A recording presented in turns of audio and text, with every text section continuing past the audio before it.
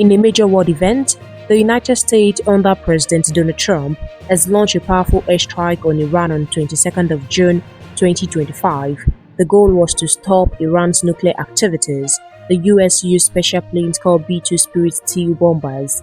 These planes are hard to detect by radar and flew all the way from Missouri, USA, to Iran, a trip of about 13,000 kilometers. On the way, they refueled in the air. The bombers dropped 14 super heavy bombs known as GBU-57 bunker busters. Each of these bombs weigh about 13,600 kilograms and is strong enough to break through 60 meters of concrete and rock before exploding. This makes them perfect for hitting on-the-ground targets like Iran-Eden nuclear site.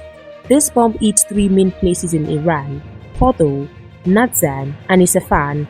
At the same time, a US submarine also fired over 24 Tomahawk missiles at other surface targets in Isfahan. To confuse Iran, the US sent fake bombers in one direction, while the real attack planes came in quietly from another direction. It was a highly planned and secretive mission. The mission was carried out by many parts of the US military. All of this was done with very little communication to avoid getting caught. Iran's Foreign Minister, Abbas Araghchi, said the attack was a serious violation of international law. He warned that it would have everlasting consequences. President Donald Trump announced the mission was a success and showed the world what the US military can do.